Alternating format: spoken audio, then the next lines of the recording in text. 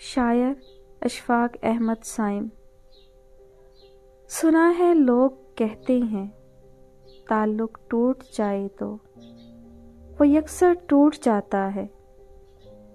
تو پھر ہم دیکھتے کیوں ہیں کسی کی سبز لائٹ کو، کسی واٹس ایپ سٹیٹس کو، کسی کی ٹائم لائن پر؟ کیوں ہم سرچ کرتے ہیں کہ شاید ایک پوسٹ پر کسی نے اس سے پوچھا ہو تمہارا تھا کوئی پہلے، تو شاید بے خودی میں اس نے میرا نام لکھا ہو، کوئی ایک شعر ایسا ہو پروفائل کے بایو پر جدائی پہ جو لکھا ہو، اسے کاپی کرو گے تم بہت مطلب نکالو گے، اسی کی ٹائم لائن پر بہت ہی بے بسی سے پھر انا کو توڑ آتے ہو، وہاں ایک لائک کی صورت، کسی کامنٹ کی صورت، تم خود کو چھوڑ آتے ہو، یا اس کی نئی پوسٹ پر کسی سے پاگلوں جیسے یوں ہی پھر بحث کر لینا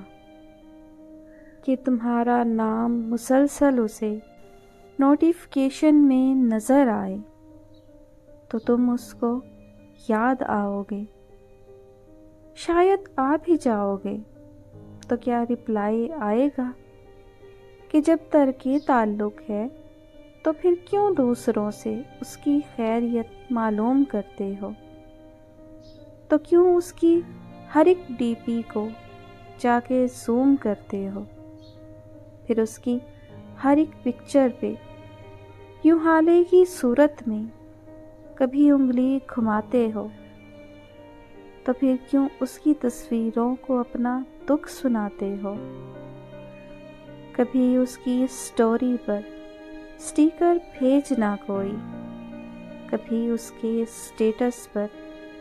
بہت ہی خوب لکھ دینا، تو پھر کیوں رات کو اکثر کسی گڈ نائٹ پوسٹ پر اسی کو ٹیگ کرتے ہو، اور سونے سے ذرا پہلے پرانی چیٹ پڑھتے ہو؟ کیوں بے چین ہوتے ہو تم ایکٹیو ناؤ کے لفظوں پر، بڑے بے تاب ہوتے ہو وہ اب تک آن لائن ہے، تو پھر کیوں لوگ کہتے ہیں تعلق ٹوٹ جائے تو وہ یکسر ٹوٹ جاتا ہے، مگر ایسا نہیں ہوتا، تعلق ٹوٹ بھی جائے ذرا سا پھر بھی رہتا ہے، ذرا سا پھر بھی رہتا ہے۔